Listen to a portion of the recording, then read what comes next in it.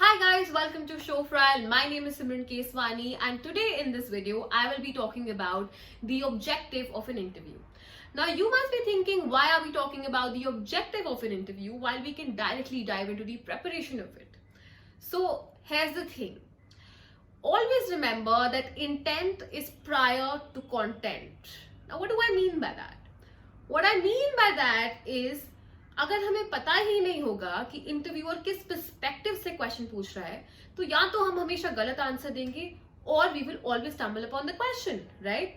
So to eradicate this problem altogether, I'm going to be talking about the objective of an interview from the perspective of the interviewer as well as the interviewee, that is you guys.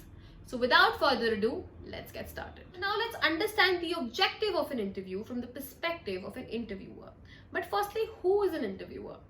Now, an interviewer could be the human resource recruiter, it could be the head of the department, it could be the internal recruiter, it could be the external recruiter. Basically, anyone who helps you to get to the next level of the interview or give you the job offer directly is an interviewer.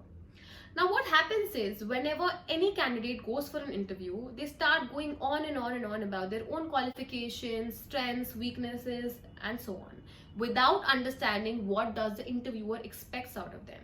So the first point would be relevant experience. Now, what do I mean by relevant experience? Any experience that aligns with the job role is relevant experience. So let's say you're going for an interview and the interviewer asks you the most basic standard question, which is, tell me something about yourself. Now, instead of telling him that you have 5 members in your family, a dog named Snoopy and an angel named Cat and other 3 members, you should be telling him about experience that is relevant. Let's say you're applying for a sales representative role and in your last company, your sales target was 50 clients a month, but you could make it to 53 clients a month. Talk about that. Now that is a relevant experience and a relevant achievement. In the short span of interview, you would want to emphasize on only those points which you think would make a good impact on the employer and would also help you secure the job offer. So that's the first point. Moving on to the second point now. The second point is personality traits. Now, what do I mean by personality traits? Every individual has their own personality type. Well, some would be ambivert, some would be extrovert, and some would even be introvert. But employers are specifically looking for those traits that aligns with the core value of the company. So, let's say you're a very reserved person. You like to think more, but you talk less. While this could be a great attribute for someone who's applying for a content writing role, it might not go down very well for someone who's applying for a PR executive role, because then it might come in the way of your job and you would be questioned that how would you build rapport with people, how would you interact with people, you're so reserved and all of that. So you might want to refrain from talking about those traits that can give you a dull moment in the conversation of the interview. Now, I'm not asking you to be not authentic. All I'm asking you is to talk about those traits which you think would be relevant with your job profile. Moving on to the third and the final objective is additional value. Now, what do I mean by additional value? Yes, you do have the experience which is important for the job role. Your personality type is also such that it aligns with the core value of the company. But there could be 10 more people applying for the same position as you. And there are also chances that these 10 people would have an equivalent or even more experience than you. So what makes you stand out? What gives you an edge over them? And what makes you different? Well, that's something that you need to highlight in your interview. How would you do that?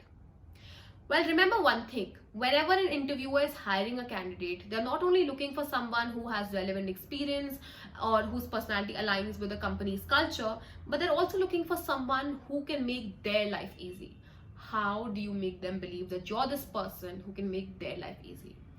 Well, you need to show them that you're dedicated, you're hardworking, you're trustworthy, and most importantly, you have something to offer that others don't. How do you do that?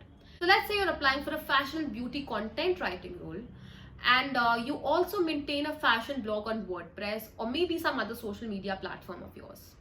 So talk about that. Not only will it give you an edge over others, but would also give an impression to your employer that you are dedicated, you're passionate, you're driven and very keen to do this job. And then a little less experience would also not be relevant. So yeah guys, that's about the third point, and that's about it in this video. And trust me guys, if you're able to understand and answer the questions after understanding these three objectives from the perspective of an interviewer, trust me, you will never stumble upon a question again, and you will definitely ace the interview. So I hope you like this video, and in the next video I will be talking about the objective of an interview from the perspective of an interviewee, that is you guys. So stay tuned for that.